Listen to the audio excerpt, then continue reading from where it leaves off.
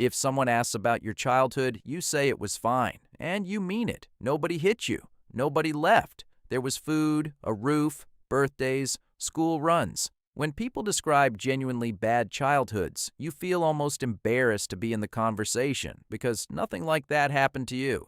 Nothing happened at all, really. And that, the nothing, is the part worth looking at. Because there's a version of childhood where nothing is done to you and something is still missing. Where you walked in with something to say, said it, and the room simply carried on. No one shouted, no one was cruel. The television kept playing, someone was on the phone, someone was tired, and you stood there for a second holding your news and then you put it down and went to your room. That happened maybe a few thousand times, and not one of those times is a memory. That's the strange, unfair mechanics of it. If a parent shouts, you get an event, a scene with a beginning and an end, something you can point to years later and say, that. If a parent never responds, there's no scene. There's nothing to describe. You can't hand someone a memory of an absence. So you end up with all of the consequences and none of the evidence. Which is exactly why you doubt yourself about it. Some part of you has always felt slightly unseen, and another part immediately shuts that down. Don't be dramatic. They did their best. Other people had it much worse. And both voices are telling the truth. That's what makes it so hard to hold. So here's the question underneath all of it. What does a child actually conclude when they keep reaching and nothing comes back? Not what you'd expect. A child doesn't think, my parents are emotionally unavailable. Children don't evaluate adults. They can't. The adults are the whole world. So the child does the only reasonable thing left. They conclude the problem is on their end. Not him being ignored, but him not the kind of thing that gets a response. Not they're distracted, but what I have isn't interesting enough.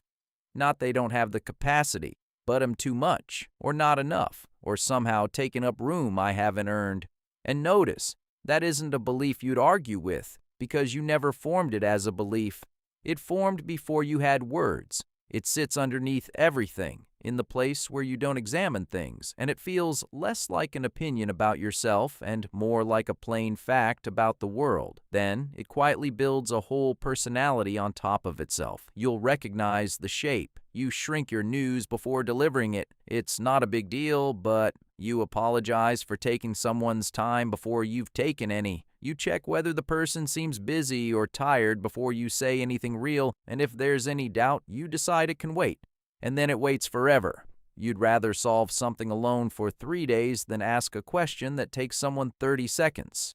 You feel like an interruption in rooms where nobody has interrupted anything, and the strongest tell of all, you're genuinely uncomfortable when someone gives you their full attention. When somebody stops, turns towards you, and actually waits for you to finish, some part of you wants to hurry up, wave it off, hand the attention back, because being properly attended to doesn't feel like relief. It feels unfamiliar, and unfamiliar registers as unsafe, and there's a particular skill that comes out of all this, one you probably don't think of as a skill at all. You became extremely good at reading whether someone has room for you. Before you say anything real, you've already assessed it, how they're sitting, how they answered the last message, whether their voice had that slightly clipped edge. You do this automatically, in under a second, and then adjust. Full version, short version, or nothing at all. Most people never do this. They just talk. You've been running a permanent availability check on everyone around you since before you could tie your shoes. There's another thing this builds, and it's the one that costs the most later. You become someone who is excellent in a crisis and strange in ordinary time. When something goes wrong for someone else, you're immediately useful. Clear, calm, available, no hesitation, because being needed is the one situation where your presence is obviously justified. It's ordinary time that's difficult, a quiet afternoon where nobody needs anything and you're just there, existing, taking up space with no function attached. That's the setting where you feel most uncertain about whether you're welcome. There's a reason for that, and it's the same reason this pattern is so hard to break.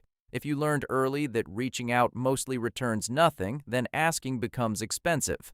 Every request carries a small risk of confirming the original conclusion. So you stop asking, and once you stop asking, you never get the evidence that would prove it wrong. The belief becomes self-protecting.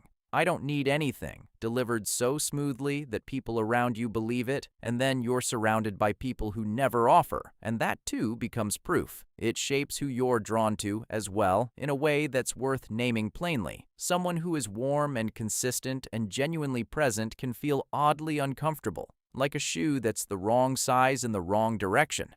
Meanwhile, someone who is almost responsive, who gives just enough and then goes distant, feels immediately familiar. Not because you like being treated that way, because your nervous system recognizes the rhythm. Reaching and not quite getting there is the choreography you learned first, and familiarity is a much stronger pull than comfort. And people compliment you for all of it. You're so independent. You're so low maintenance. You never make a fuss. Said kindly, always. And it lands strangely because it's praise for a thing that wasn't a choice. It's praise for the workaround you built when the alternative didn't seem available. I want to be careful here, because this is where it can go wrong in two directions. One direction is deciding this makes you a victim of something, and that everything difficult about your life traces back to a house where nobody looked up. That isn't true, and it isn't useful. The other direction is more common with people like you, dismissing it entirely because there's no dramatic story attached and telling yourself that a feeling without evidence doesn't count. Here's the thing about that second one. The evidence isn't back there. You're not going to find a memory that proves it because absence doesn't leave memories. The evidence is in the present, in the fact that you can't ask for help without an apology attached, in how quickly you shrink a piece of good news, in the discomfort you feel when somebody genuinely listens. That's the data. It was never going to look like a scene from your childhood. It was always going to look like your Tuesday. And there's a specific grief in this that almost never gets said out loud. With most difficult childhoods, there's someone to be angry at. There's a villain, and anger is at least a clear feeling with somewhere to go. Here, usually there's no villain. There's a parent who is working 2 jobs, or depressed, or overwhelmed, or simply not built for the emotional part. Someone who genuinely did their best with what they had, and so you're left with a feeling and nowhere to put it. You can't be angry at someone who was drowning, but you were also, factually, not answered.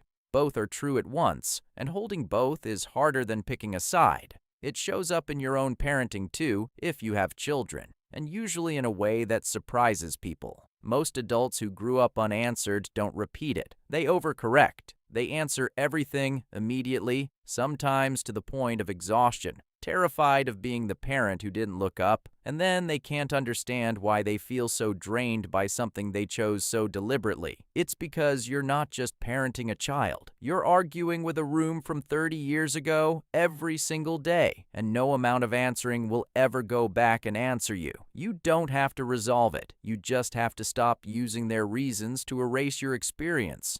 They did their best is a statement about them. It was still not enough for a child is a statement about you. Neither one cancels the other. So what actually helps? Not going back. Nothing back there can be changed, and nobody in that house is going to suddenly turn around and ask how your day was, and it isn't about confronting anyone either. That's the fantasy that shows up around this. The conversation where you finally explain it and they finally understand, and something lands. Sometimes that conversation is worth having, but be honest with yourself about what you're hoping for, because usually the hope is that they'll retroactively become someone who would have looked up. And the sad, simple truth is that a person who didn't have the capacity then often doesn't have it now either. Going back for an answer from an empty room is how a lot of people spend years. What helps is small and starts now. Notice who responds. Really notice it. There are people in your life who answer quickly, who ask a follow-up question, who bring something up a week later because they remembered it. You've probably never registered them as a category. You've been treating everyone as equally likely to not reply. Start paying attention to the difference. That's not favoritism. It's information about where you're actually met.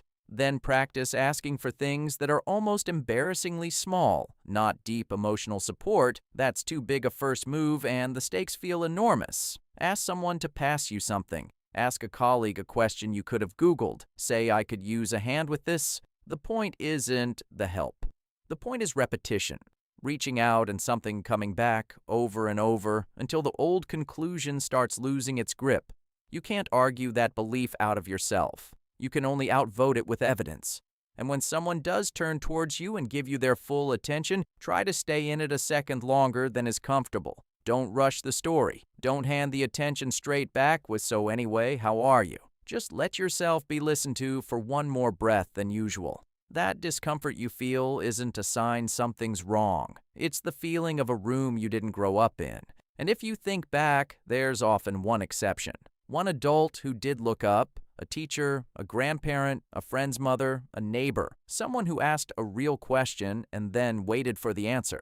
You probably remember them with a strange intensity for how briefly they were in your life. That intensity isn't sentimentality, it's the size of the contrast. One person treating you as worth responding to stood out so sharply against everything else that decades later, you can still picture the room, which tells you something useful. It was never that you were hard to reach. It's that being reached was rare enough to feel remarkable. Because here's what was never true. Even though it arrived so early, it felt like weather. The silence in that house was never a measurement of you. A child assumes the world is responding to who they are, but a room's silence is a fact about the room, about what the adults in it had left, what they'd learned, what they were carrying. It was never a verdict on whether you were worth answering. You were always worth answering. There just wasn't anyone in the room with enough left over to do it. And the quiet you learned there, the not asking, the not needing, the making yourself small enough to fit, you don't have to keep carrying it into rooms that are no longer that room.